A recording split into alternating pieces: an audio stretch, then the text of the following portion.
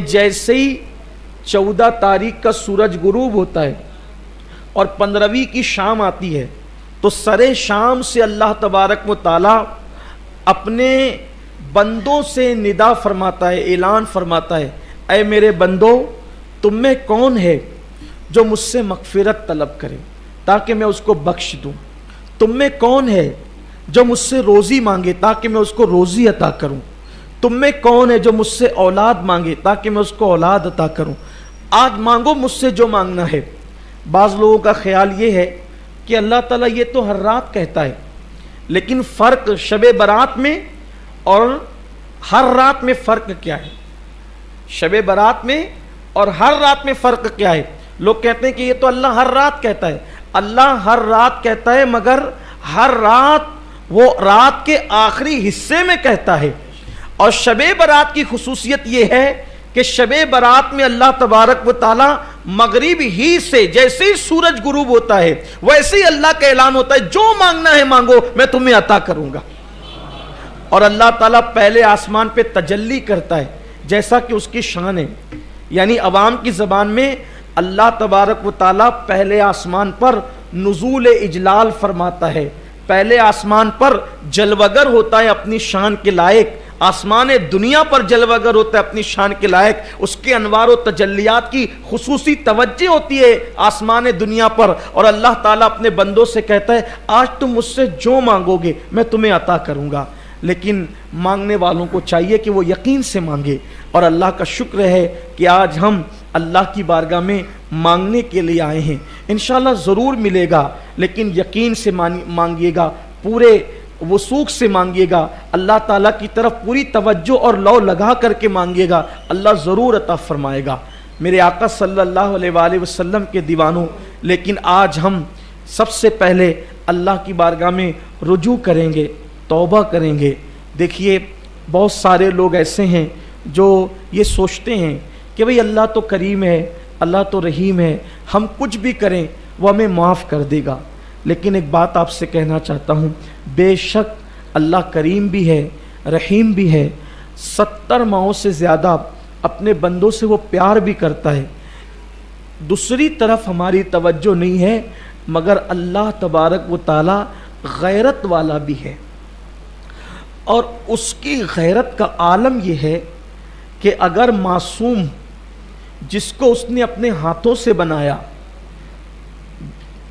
اور اس معصوم ذات کو فرشتوں سے سجدہ کروایا اور اپنا خلیفہ بنایا، اگر ان سے ایک لغزش پیغمبرانہ ہوتی ہے تو اللہ تعالیٰ آدم علیہ السلام کو اپنی غیرت کی وجہ سے جنت سے نکال دیتا ہے، اور آدم علیہ السلام 200 سال تک روتے رہتے ہیں، اللہ تعالیٰ کوئی جواب نہیں دیتا۔ تو کیا اس سے ہمیں عبرت نہیں ملتی کہ جو اس کے محبوب اور مقبول بندے ہیں، اگر وہ ایک لغزش پیغمبرانہ کرے، ایک قطع اجتہادی کرے، ان سے ہو جائے وہ بھی کسی حکمت کے تحت، تو 200 سال تک وہ روتے ہیں پھر بھی ان کو کوئی جواب نہیں ملتا، تو ہم جیسے پاپی گنہگار سیاہکار ہمارا کیا حال ہوگا؟ ہم اللہ کی بارگاہ میں کیوں گڑ گڑاتے نہیں؟ دیکھو اللہ تعالیٰ تو بہت غیرت والا ہے، لیکن اس کے محبوب صلی اللہ علیہ وآلہ وسلم کی غیرت سے اللہ کی غیرت کا اندازہ لگاؤ۔ ہم سوچتے ہیں حضور ہم سے ہمیشہ راضی رہیں گے، اللہ ہم سے ہمیشہ راضی رہے گا، لیکن حضور علیہ السلام تو ہم جیسے لوگوں کی کوئی اوقات اور حیثیت ہی نہیں۔ حضور علیہ السلام تو چھوٹی چھوٹی لغزشوں پر صحابہ سے بھی ناراض ہو جاتے تھے، صحابہ سے بھی ناراض ہو جاتے۔ اگر حضور ہم سے ناراض ہو جائیں تو کیا ہوگا؟ ہم نے تو کتنے گناہ کیے ہیں، حضور کیسے چھوٹی چھوٹی لغزشوں پہ ناراض ہوتے ہیں ذرا دیکھیں۔ ایک صحابی ہیں، پہلی بات تو یہ یاد رکھنا چاہیے کہ صحابی اس ہستی کو کہتے ہیں کہ انبیاء کے بعد سب سے بڑا مرتبہ اگر روئے زمین پر کس کا ہے تو وہ صحابہ کا ہے۔ کوئی ولی، کوئی کتب، کوئی غوث، کوئی ابدال کسی صحابی کے مرتبے کو نہیں پہنچ سکتا، یہ صحابی کا مرتبہ ہے. لیکن ان سے چھوٹی چھوٹی لغزشیں ہوئی, حضور ناراض ہو گئے. اور کیسے ناراض ہوئے؟ منہ پھیر لیا کرتے تھے. روایت میں آتا ہے ایک صحابی سونے کی انگوٹھی پہن کر آئے, سونے کی انگوٹھی پہن کر آئے اور حضور علیہ السلام کو سلام کیا. آقا علیہ السلام نے سلام کا جواب نہیں دیا بلکہ منہ پھیر لیا.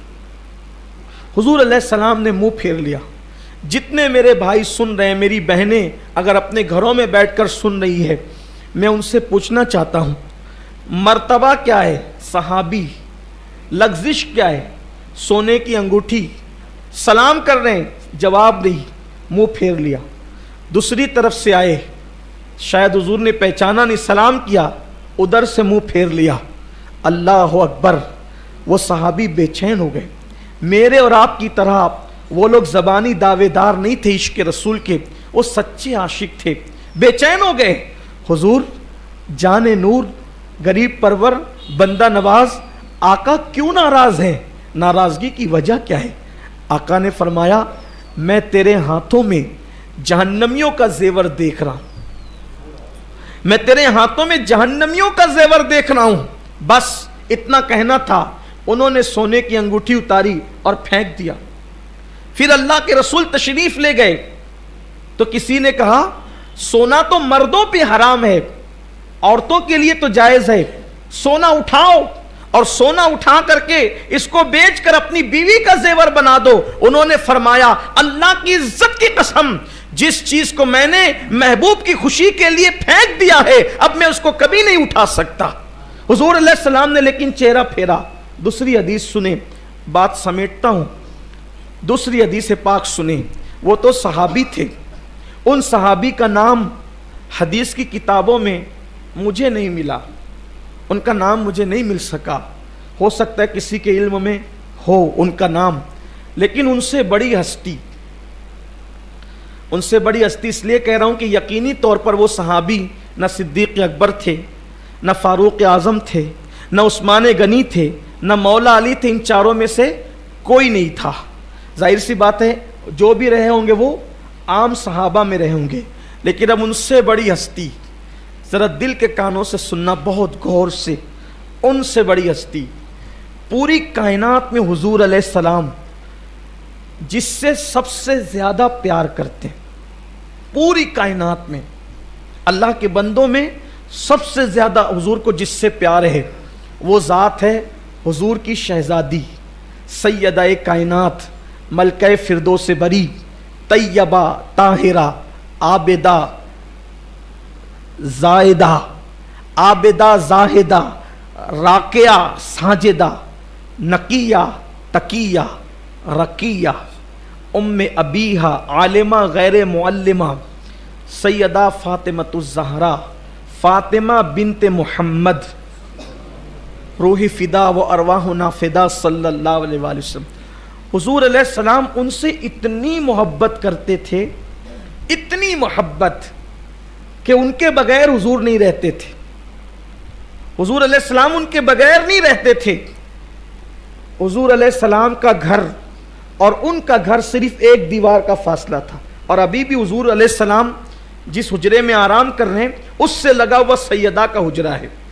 یہ شان کی, ایسی شان کی خاتون ہے کہ ایسی شان کی عورت کائنات کی نگاہوں نے نہیں دیکھی, جس کے بابا سید الانبیاء, جس کے شوہر تاجدار حل عطا, خاتم الولایت, فاتح خیبر, باب مدینۃ العلم, مولائے کائنات سیدنا علی کرم اللہ تعالی وجہہ الکریم, جس کے بیٹے امام حسن امام حسین جنتی جوانوں کے سردار, نہ کسی کے بیٹے ایسے نہ کسی کا باپ ایسا, اور شوہر شان والا اور خود اتنی شان والی.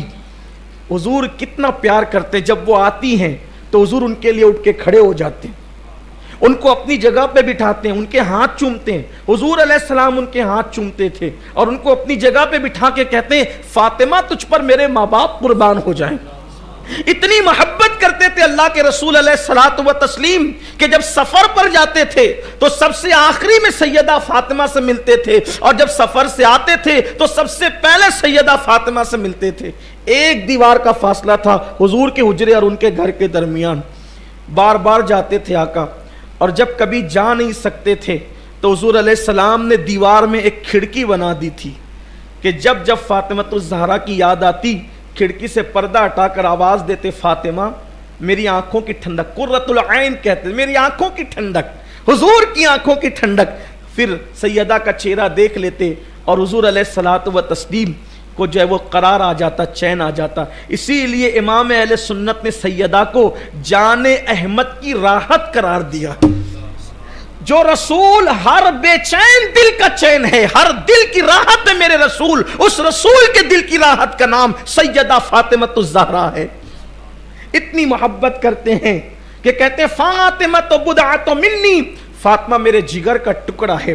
اتنی محبت کرتے ہیں۔ لیکن اب اس تمہید کے بعد ذرا آؤ، نازک ہے بڑی غیرت سلطان مدینہ، حضور کی غیرت کا اندازہ کرو، محسوس کرو۔ ایک دن میرے آقا ہر دن کے معمول کی طرح سیدہ فاطمۃ الزہرا کے گھر تشریف لائے۔ کیا دیکھا کہ ریشم کے پردے جس پر تصویریں بنی ہوئی ہے وہ سیدہ فاطمۃ الزہرا کی دیواروں پر لٹکے ہوئے ہیں۔ سیدہ فاطمہ کی دیواروں پر پردے ریشم کے لٹکے ہوئے ہیں۔ اسلام میں دروازے پہ پردہ لگا سکتے ہیں، کھڑکیوں پہ پردہ لگا سکتے ہیں، لیکن دیواروں پہ پردے نہیں لگا سکتے۔ سیدہ فاطمہ نے اپنے بابا جان کی آمد کی بنیاد پر ہو سکتا ہے شاید اپنے گھر کی دیوار پہ پردہ لگایا۔ حضور علیہ السلام نے گھر کی دیواروں پہ پردہ دیکھا اور چہرہ پھیر لیا۔ حضور علیہ السلام نے منہ پھیر لیا۔ اسی طرح کی ملتی جلتی روایت اماں عائشہ کے لیے بھی آئی ہے۔ حضور نے چہرہ پھیر لیا، اور چہرہ پھیر کر حضور اندر گھر میں نہیں گئے، باہر تشریف لے گئے۔ حضور چلے گئے، آقا تشریف لے گئے۔ سیدہ کو خبر ہوئی، حضور کیوں منہ پھیر کر گئے؟ جس سے سب سے زیادہ محبت کرتے ہیں، جس سے سب سے زیادہ پیار کرتے ہیں، اس سے حضور نے منہ پھیرا۔ وجہ کیا؟ صرف دیوار پہ پردے لگے ہیں، دیوار پہ پردے، حضور نے منہ پھیر لیا۔ غیرت ہے، نازک ہے بڑی غیرت سلطان مدینہ۔ سیدہ کو خبر ہوئی، دیوار کے پردے کھینچ لیے، ٹکڑے ٹکڑے کر کے پھینک دیے، جس سے میرے بابا ناراض ہو جائیں وہ پردے نہیں رہیں گے۔ پھر آقا نے فرمایا میری شہزادی، میری بیٹی، ہم دیواروں کو کپڑے نہیں پہناتے، اور دیواروں کو کپڑے پہنانا یہ آل محمد کی شان نہیں۔ آپ سے پوچھنا چاہتا ہوں اب ذرا دل کے کانوں سے، جہاں مجھے آپ کو لے جانا تھا اب میں لے جانا چاہتا ہوں، سب بالکل ہماتن گوش ہو جائیں۔ سیدہ کا گھر کتنا اعلیٰ ہے، رشک عرش ہے، رشک جناح ہے سیدہ کائنات کا گھر، کیونکہ نبی عرش پر کبھی کبھی ہے، سیدہ کے گھر میں بار بار ہے۔ جنت جس کی مشتاق ہے وہ رسول سیدہ کے گھر میں بار بار آتے جاتے ہیں۔ جنتی جوانوں کے سردار جس گھر میں رہتے ہیں وہ گھر سیدہ کا گھر ہے۔ جنتی عورتوں کی سردار جس گھر میں رہتی ہے وہ گھر سیدہ کا گھر ہے۔ مولائے کائنات ولیوں کے سردار جس گھر میں رہتے ہیں وہ گھر سیدہ کا گھر ہے۔ جن کے گھر میں بے اجازت جبرائیل آتے نہیں وہ گھر سیدہ کا گھر ہے۔ لیکن اس گھر میں اگر کپڑے کا پردہ دیوار پر لگ جاتا ہے تو حضور چہرہ پھیر کر کے واپس چلے جاتے ہیں۔ صرف دیوار پہ پردہ لگنے کی بنیاد پر حضور علیہ السلام جب چہرہ پھیر کر واپس چلے جاتے ہیں۔ نازک ہے بڑی غیرت سلطان مدینہ۔ اب تصور کرو سب سے زیادہ جس سے پیار کریں اگر وہ دیوار پہ پردہ لگا دے تو حضور چہرہ پھیر کر واپس چلے جائیں، کیا خیال ہے؟ ہم داڑیاں مڈا رہے ہیں، ہم نمازوں کو ترک کر رہے ہیں، ہم سود کھا رہے ہیں، حرام کاروبار کر رہے ہیں، کوئی زنا کے اڈے پہ جا رہا ہے، کوئی شراب کے اڈے پہ جا رہا ہے، کوئی بھائیوں کی حق تلفی کر رہا ہے، کوئی بہنوں کی حق تلفی کر رہا ہے۔ اب اسی کو مرنے کے بعد اس کی قبر میں لٹا دیا گیا، اس کو مرنے کے بعد اس کی قبر میں رکھ دیا گیا۔ گناہ کرنے والوں سے میں توجہ چاہتا ہوں، فلمیں دیکھنے والوں سے توجہ چاہتا ہوں. ہاں ہاں یہ وہی گنبد و مینار کا شہر ہے نا جہاں کی اللہ اکبر فلم کی داستان پوری دنیا میں گونج رہی ہے کہ اللہ اکبر ہمارے یہاں فلمی ٹاکیزوں کے اندر اتنی بھیڑ ہوتی ہے کہ اگر پیروں سے چل کر جانے کے لیے راستہ نہیں ہوتا تو ہمارے جوان لوگوں کے سر پہ قدم رکھ کر کے فلموں کے اندر جایا کرتے ہیں. یہی وہ گنبد مینار کا شہر ہے نا. اب میں آپ سے پوچھنا چاہتا ہوں, نہ عمل ہے, نہ نیکیاں ہیں, نہ تقوی ہے, نہ پرہیزگاری ہے, کچھ نہیں ہے. بولو ہمارا کس پر ناز ہے, کس پر بھروسہ ہے؟ ایک ہی ذات ہے. اللہ راضی ہوگا تو کس کی وجہ سے؟ آمنہ کے لال کی وجہ سے. اللہ اگر ہمیں بخش دے گا تو کس کی وجہ سے؟ آمنہ کے لال کی وجہ سے. اگر اللہ ہمیں جنت دے گا تو کس کی وجہ سے؟ آمنہ کے لال کی وجہ سے. سوچو, داڑیاں منڈانے والوں, شراب پینے والوں, حرام کاروبار کرنے والوں, سود کے دھندے کرنے والوں, کانوں میں ایئر فون لگا کر گانے سننے والوں, غفلتوں کی زندگی گزارنے والوں, مرنے کے بعد قبر میں ڈال دیے گئے. باپ چھوڑ کر گیا, بھائی چھوڑ کر گئے, رشتہ دار چھوڑ کر گئے, سب منہ پھیر کر منو مٹی ڈال کر کے واپس چلے گئے. اس وقت بندے کے لیے ایک ہی سہارا ہوتا ہے, اللہ کی رحمت متوجہ ہوگی تو ایک کی وجہ سے وہ یہ کہ مصطفیٰ جان رحمت قبر میں تشریف لائیں گے. نہ کوئی عالم آئے گا, نہ کوئی پیر, نہ کوئی مولوی, کوئی نہیں, کچھ نہیں. آج کے پیر کی بات کر رہا ہوں, میری بات کا غلط مطلب نہ لیجئے گا. کوئی قبر میں نہیں آئے گا. قبر میں آئیں گے تو مصطفیٰ جان رحمت تشریف لائیں گے.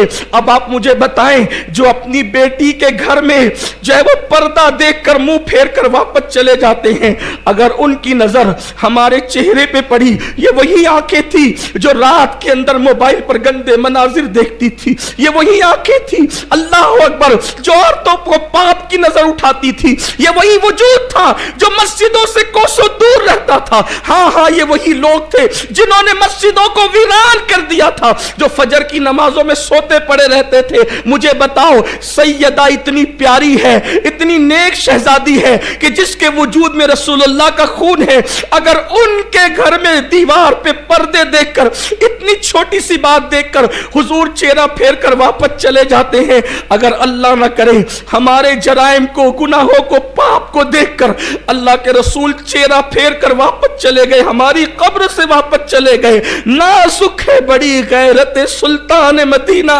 حضور اگر چہرہ پھیر کر واپس گئے تو یاد رکھنا, دنیا کے امتحان میں 1000 مرتبہ ناکام ہو جاؤ تو پھر کامیاب ہونے کا موقع مل سکتا ہے, لیکن قبر کے امتحان میں 1 مرتبہ ناکام ہو گئے, حضور چہرہ پھیر کر واپس چلے گئے. کوئی نہیں بچا سکتا, کوئی دنیا کی طاقت نہیں بچا سکتی. بڑی معذرت کے ساتھ ہمت کر کے یہ بات بھی کہہ دوں, اگر حضور چہرہ پھیر کر واپس چلے گئے تو قرآن خانیاں تمہارے نام کی بھی تمہیں بخشوا نہ سکے گی, تمہارے نام کی مغفرت کی دعائیں بھی تمہیں بخشوا نہ سکے گی, تمہاری اللہ اکبر عیسیٰ علیہ السلام کی محفلیں بھی تمہیں نجات نہ دلا سکے گی, کیونکہ نجات موقوف ہے مصطفیٰ جان رحمت کی رحمت پر. اللہ نے وعدہ کر دیا ہے, حبیب تو جسے چاہے گا, تو جسے چاہے گا. چاہے گا کے 2 مطلب ہوتے, چاہے گا کے 2, ایک یہ چاہنے کا مطلب ہوتا ہے جس سے تو راضی ہوگا, اسی کو جنت دوں گا. عمل پہ جنت نہیں دوں گا, تیری رضا پہ دوں گا. قرآن کہتا ہے عاملۃ ناصبۃ تصلی نارا حامیہ.